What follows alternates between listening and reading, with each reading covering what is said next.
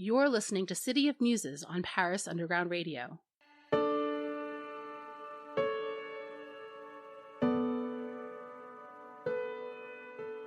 Welcome to the Season 2 premiere of City of Muses on Paris Underground Radio. I'm your host, Jennifer Geraghty. I'm a screenwriter, filmmaker, and the creator and founder of the Paris Underground Radio podcast network. Each week, I sit down with an artist or creative to talk about what inspires them, what their creative process is like, and how Paris plays into it all. My guest this week is Anne Silver Mondinot. Anne worked with trauma survivors as a licensed clinical social worker in America for 15 years before moving to France, where she has fully embraced her artistic passions. Most of Anne's work is photography-based, and she loves to experiment with new styles and techniques. She captures whole worlds in a single image, inspiring us to storytell. Her art is vulnerable, poetic, and beautiful. She uses it to heal herself and, in so doing, invites us to heal ourselves along with her.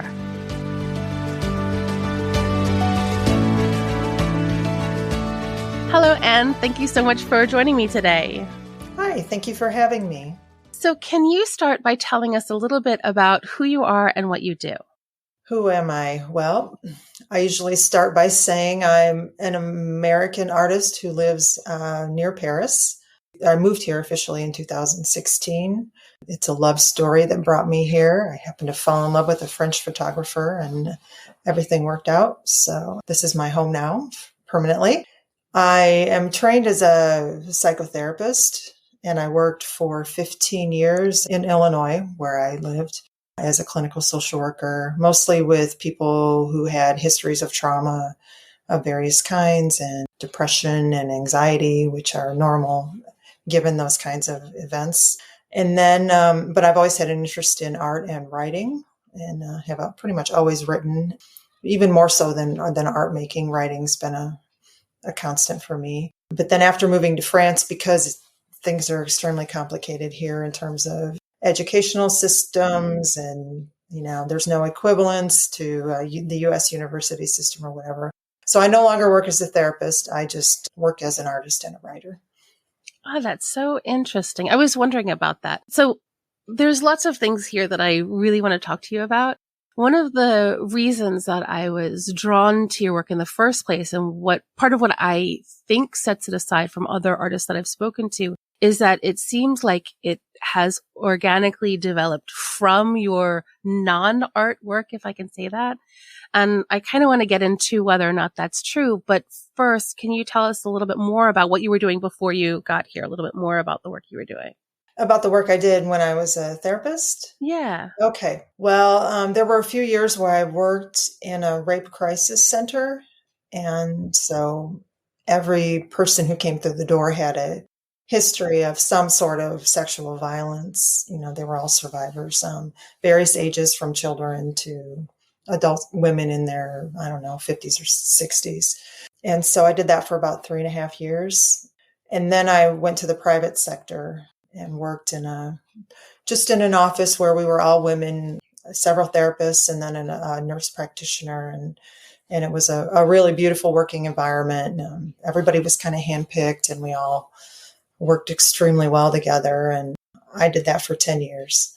And then I moved here, and that was really wonderful. That was only with adults, but I had incorporated art into the practice in terms of, like if people were open and willing to do things, then I provided materials. And I'm not an art therapist, but I can use art as a modality for self-expression. And so that was done sometimes during sessions with people who were interested in doing that. And it was a lot of fun. So they found it really, I tried to make art accessible, because sometimes people feel like it's, this thing, and well, I'm not an artist, I can't do things, but we can all do something. And so I wanted to just use it as a way to give them another tool for expressing what was going on inside of them. You said you weren't an art therapist, but was it something that you trained in, or was it something that happened organically through the sessions that you were having? Well, it was a little bit of both. Like I had taken, because as a therapist, you have to take continuing education courses, 30 hours every 2 years. And so I would always take things that were like, incorporating art into grief therapy or things like that, Mm. which was designed for people who could not call themselves art therapists, but that doesn't mean you can't use artistic modalities in your treatment. And so I use that as sometimes as an adjunct to the treatment. Interesting. So I would imagine that this kind of artwork is for people who can't necessarily find the words to say what they're going through. Right.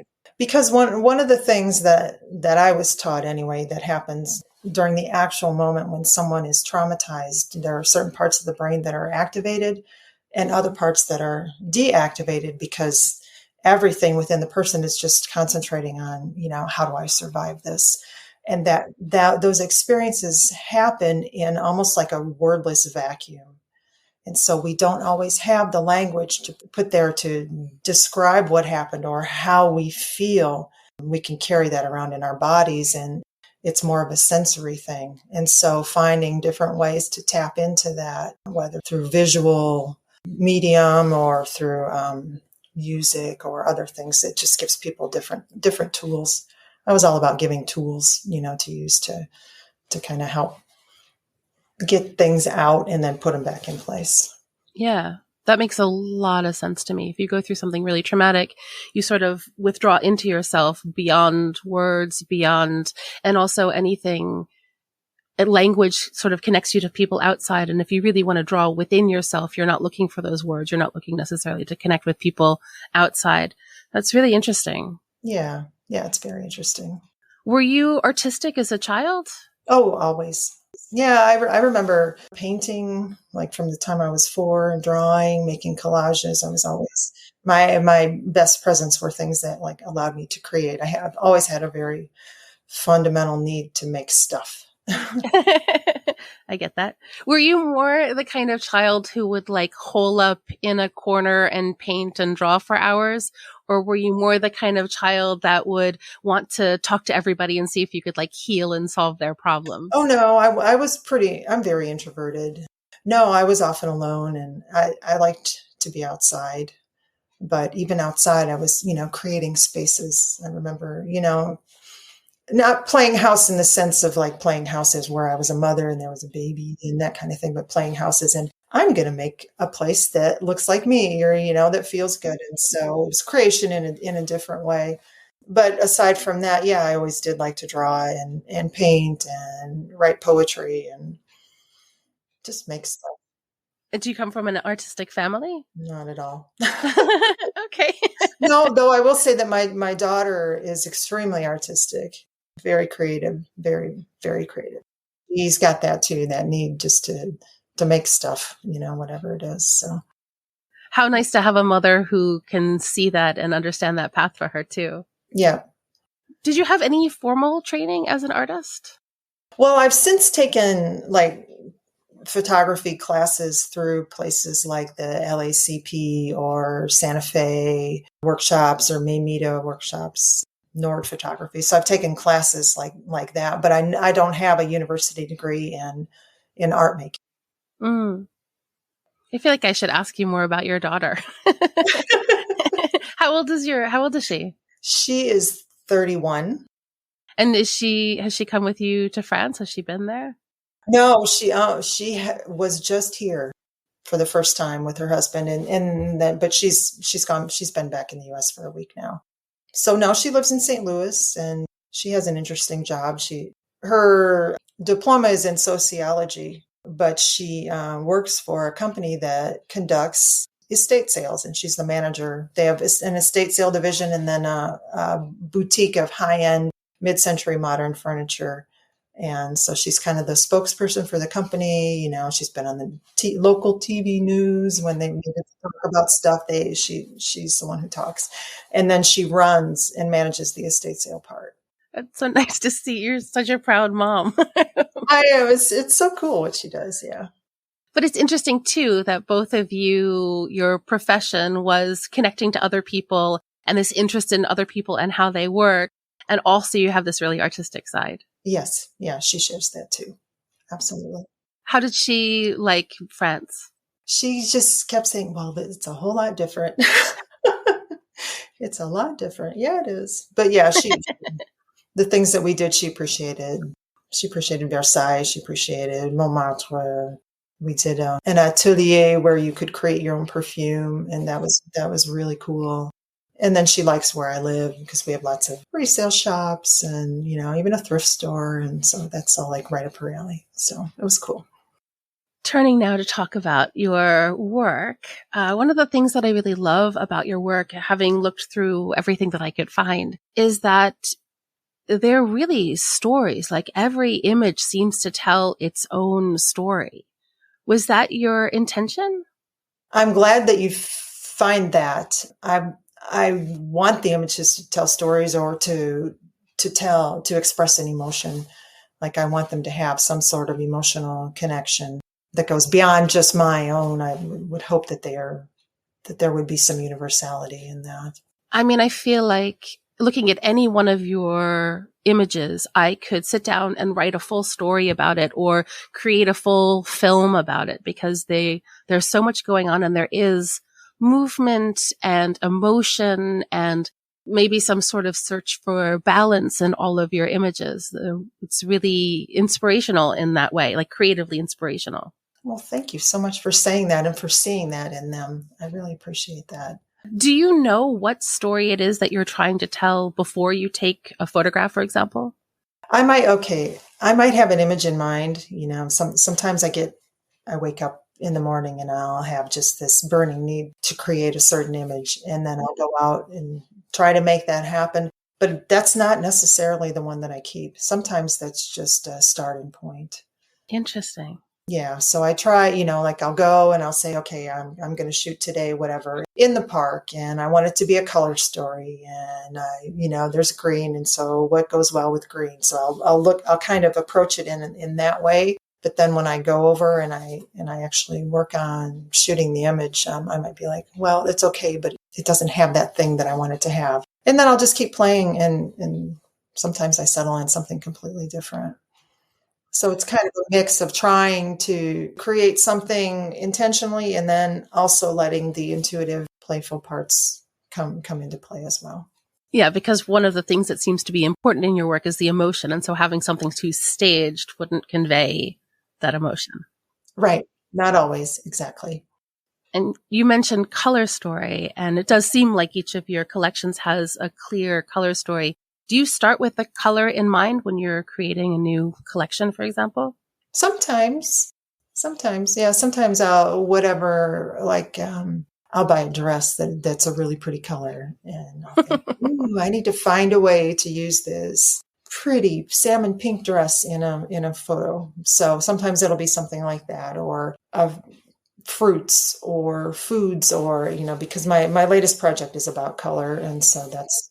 Whereas before I typically worked in monochrome, but now that I've dived into the world of color, yeah, I'll start with I'll see an interesting color and think how I can bring it in, or look at the portfolio, or look, because the project is actually a book in the works. And so I'll look at the layout of the book and think, what am I missing here? What gaps are there? What should I do to fill in these gaps?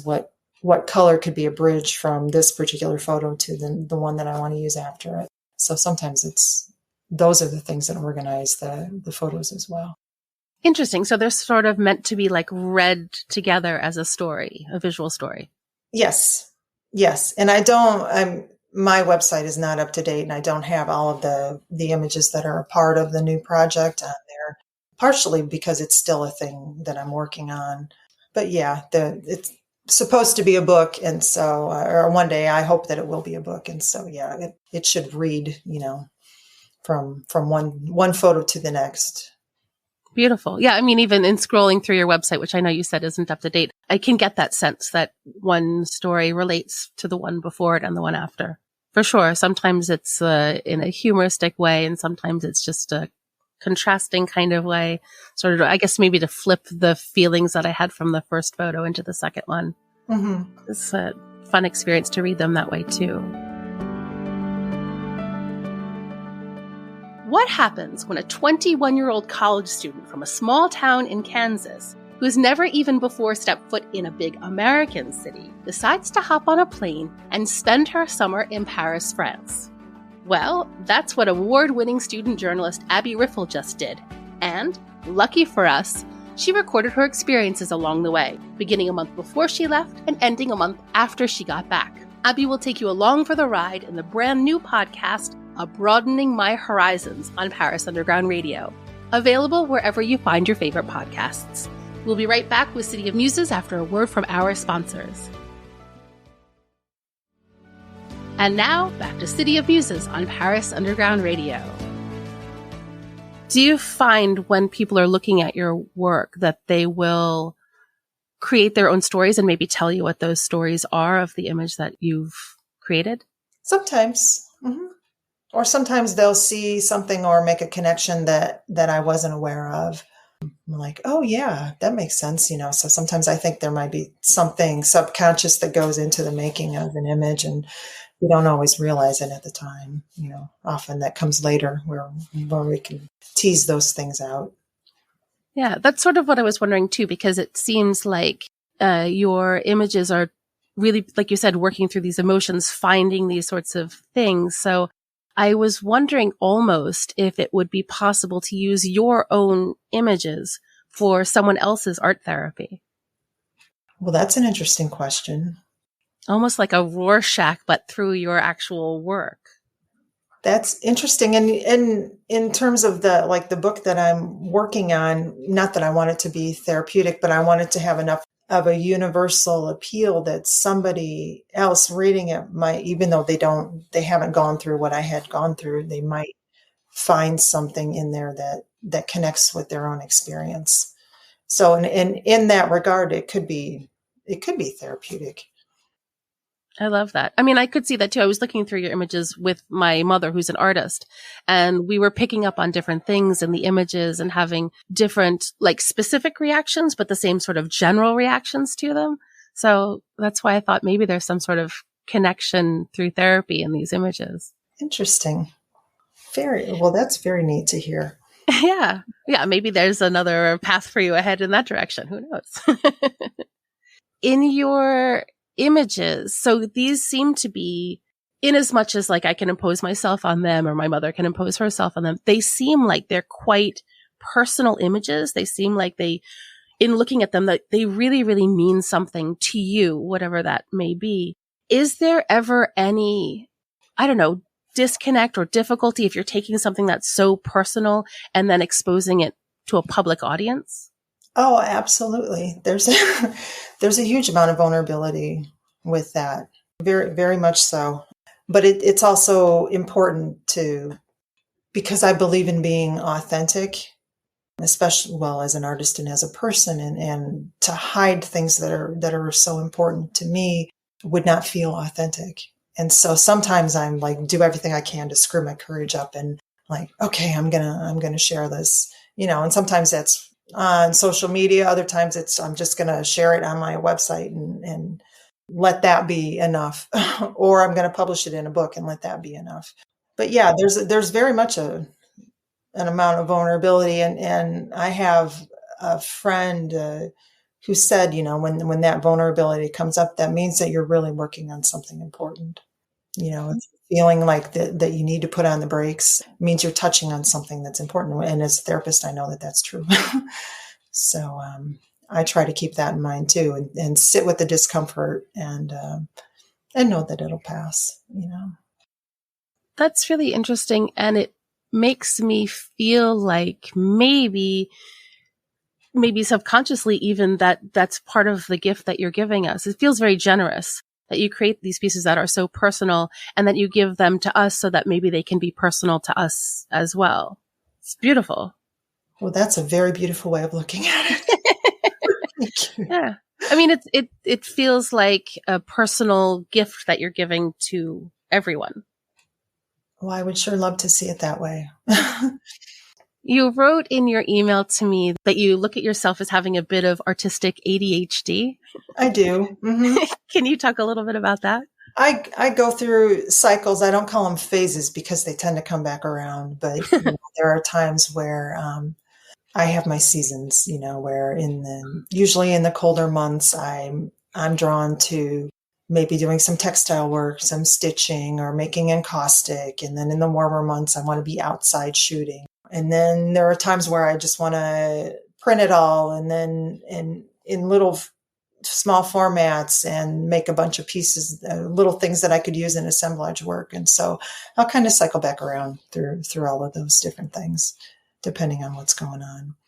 But I like it all. And sometimes I'll see, something new that I haven't tried, like, I don't know, embedding photos in resin. I've never done that. That looks really cool. I'm like, So one day I'll just be like, okay, I'm going to do it.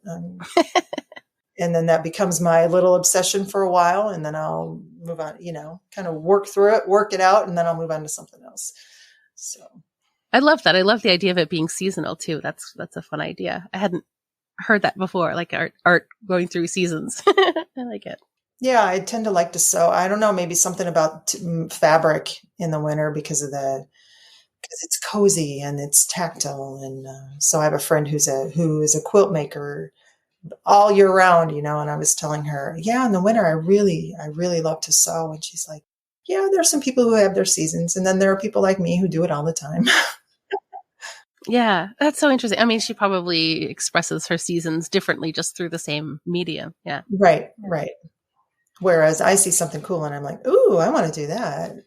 Yeah, your book making was really interesting too. Actually, a lot of your work, because you have a lot of it is photography based. Right. But you also add it to different sorts of collages or make it into these fabulous books. Like, it's cool that you're expressing all these different techniques that aren't necessarily even techniques that people might know about. Right. Yeah, I just try to do stuff that's different, like always looking for, a new way to present things, and challenge. It's a challenge. I like challenges and I love learning. So it keeps me going. You told me in our original email back and forth that you specifically chose not to live in Paris. Can you tell me how Paris affects you artistically, or how it would were you to live there? Oh boy. I'm somebody who needs a lot of nature, and I love going into the city, but I couldn't live in the noise and the pollution and the overstimulation, and just sometimes just crossing the street is is an act of courage because of the cars and the pedestrians and the bike lanes, and you never know. I mean, it's a sport. And so I find it to be extremely overstimulating. And I know that I couldn't live in a city. I definitely need green space, which worked out fine because that's where my husband lives anyway, is because I joined him when I came here. So he was in a little place along the river that's quieter, and bike paths and river walk. And yeah, it's just nice and easy to get. Yeah, there's lots of large foresty trees in your work. So I imagine. Yeah. Lovely. Do you come from a rural part of Illinois? I grew up in, my very younger years were in a very small town in northern Illinois. And then when I was 13, we moved to the suburbs of Chicago.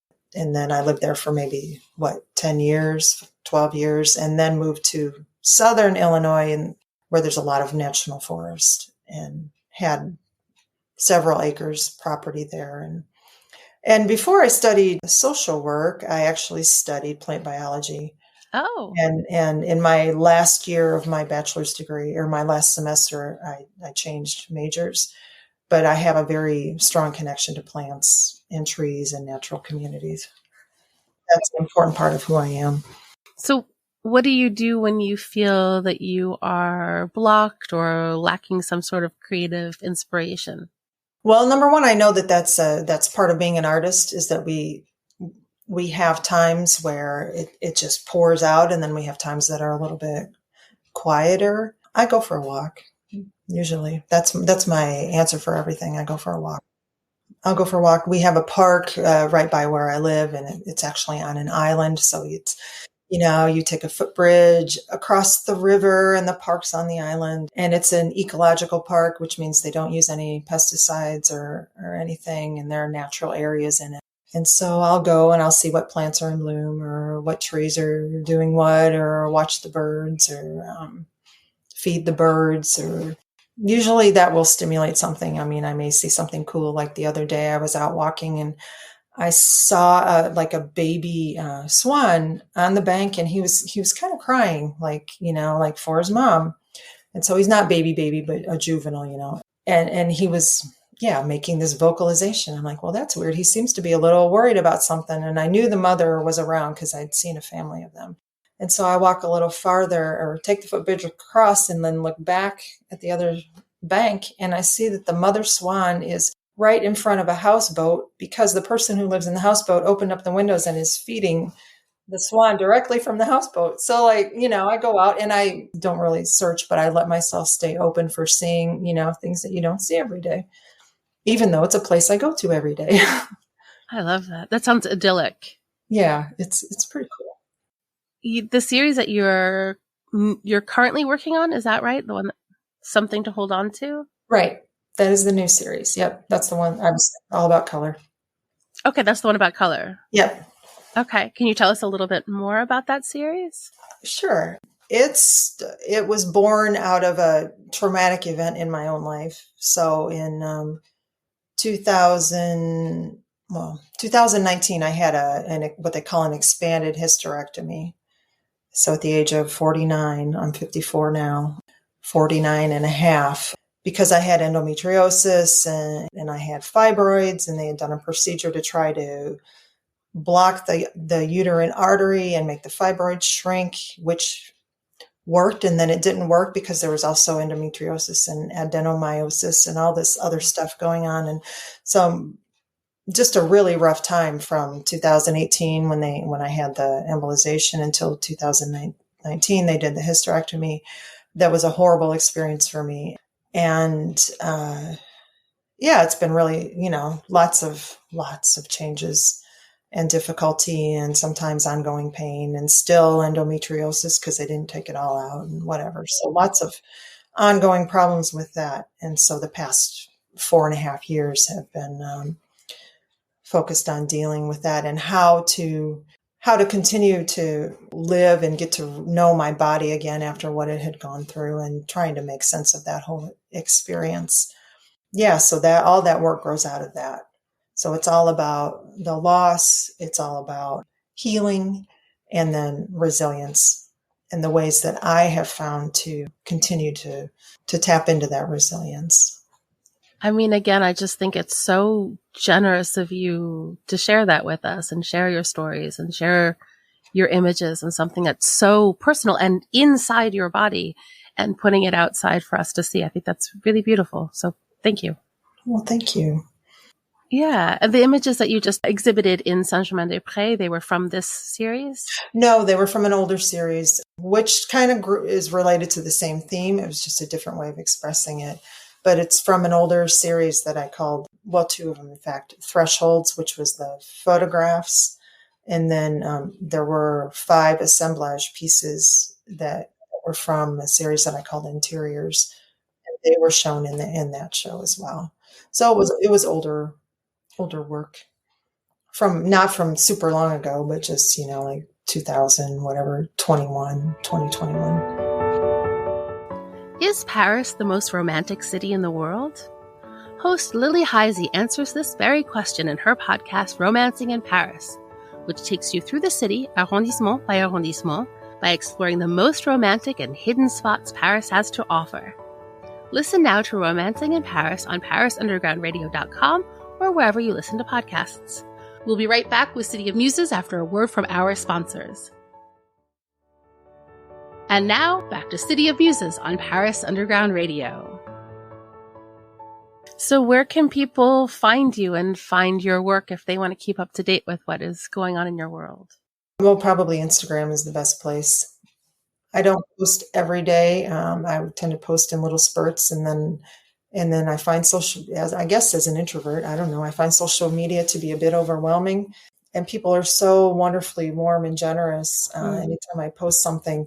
But it takes so much time because I feel a responsibility to respond and then to reach out to them as well and see what they're up to. And I can't devote, because it's always hard to find a balance between how much time I can devote to social media and not let that take time away from other things, my family or my home or my artistic process. But yeah, Instagram is probably the best place to find me. All right, perfect. Well, I will include a link to Instagram so that everybody can check out all of your beautiful work and keep up to date with what is coming. Perfect. Yeah, thank you so much, Anne. This was such a lovely conversation. Thank you so much for taking the time. Well, thank you so much for your generous comments and your very warm presence. Thank you. Thank you. I appreciate that. Thank you for listening to City of Muses. If you've liked what you heard, please take a moment to rate and review it. This is the fastest and easiest way to help support the podcast. Tell a friend who could use a little inspiration. You can also subscribe to the Paris Underground Radio newsletter over on our website, parisundergroundradio.com, which comes out every Sunday and gives a little peek into what's on the network for the week ahead. I'm your host, Jennifer Geraghty. You can find me on all socials at Jennyphoria. That's JennyPhoria. Thank you for listening, and may you find inspiration wherever you go. City of Muses was produced by Jennifer Geraghty for Paris Underground Radio.